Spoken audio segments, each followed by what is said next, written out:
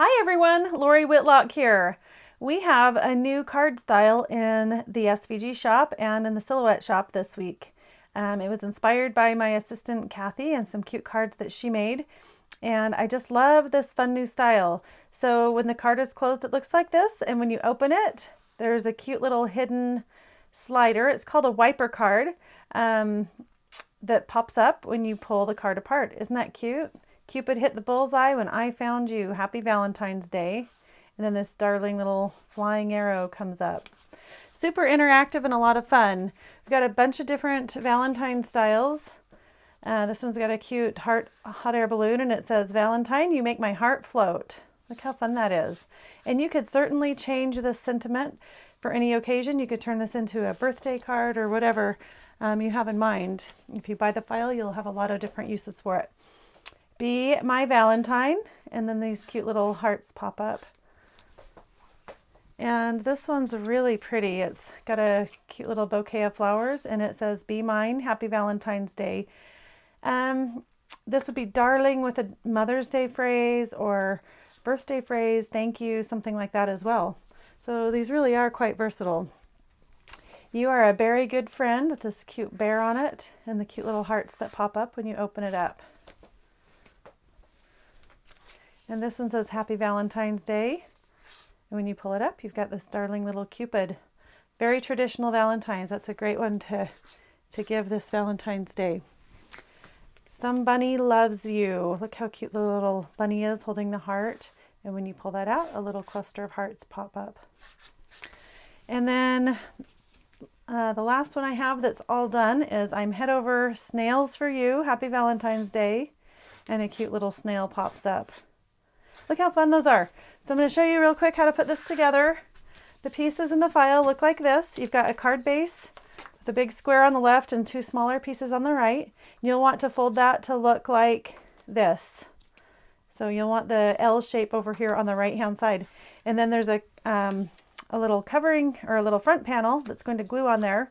So it's kind of similar to my pop-up box cards, but the function and the mechanism is completely different. So, but if you're used to gluing in those two sections, that'll make more sense to you. So you'll want to make sure that this one folds like this. You've got more of a Z shape here on the left-hand side.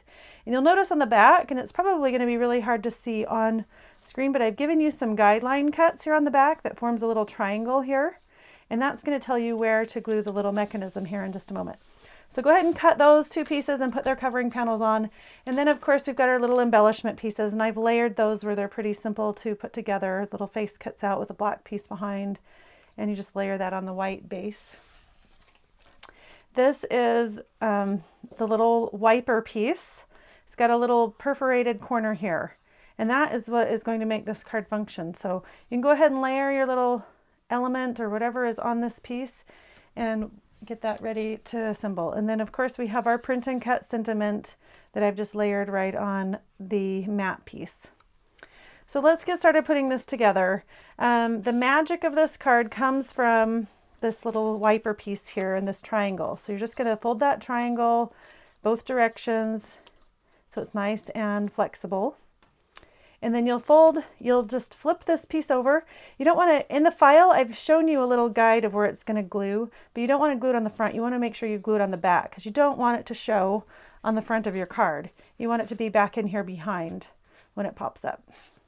So you'll flip this piece over and you're going to see this guide.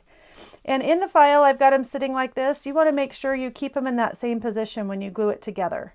So when you flip it over, just flip it over like this, and you want to match up the triangle. There's a little corner slice right here, and you're just going to put the corner of that in, and you're only going to glue down that triangle part.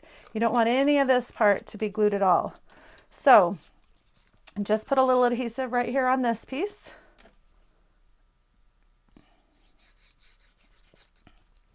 And of course my glue isn't going to work. Let's try this other one. And I just have to make sure I get it in the right spot here. And then you're going to want to glue it really nice and tight all the way to the edges of that piece. You don't want to leave a little bit detached because it takes a little strain as you open up and close this card. And it works great, but you just don't want to leave it kind of halfway glued. So you're going to line that corner triangle piece right along those dashed marks. You can fold it back if that helps you see the dash marks here. Basically, it needs to be square, and the top edge needs to be flush with or slightly below the top edge of this strip, because you want it to hide when it's down below. So then it's going to glue on here, and you're going to see that your little butterfly is going to pop up and down just like it's supposed to. So just make sure you glue that. That's the trick right there, getting it glued right in that position. Okay, so now that we're done with that, we're going to go ahead and glue our front strip onto our back strip. And we're going to glue this piece right here, right to the corner of the main square. So go ahead and put some adhesive on that. And you want to just line that up right in the corner.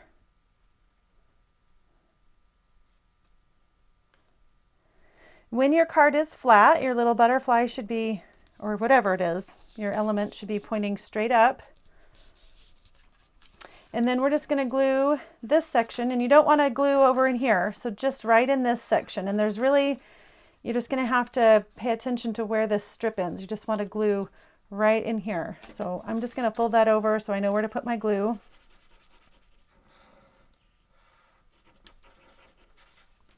Then you'll fold that flat, and just make sure that's lined up right in the corner as well. And then you can just give that a good press and let it dry. Now we have our butterfly. We need to decide where that's going to go, and we have our sentiment. And you could get creative. I mean, you could do a lot of different arrangements with your phrases and what have you, but you can do them the way I've done them, or you can get creative and do some of your own things as well.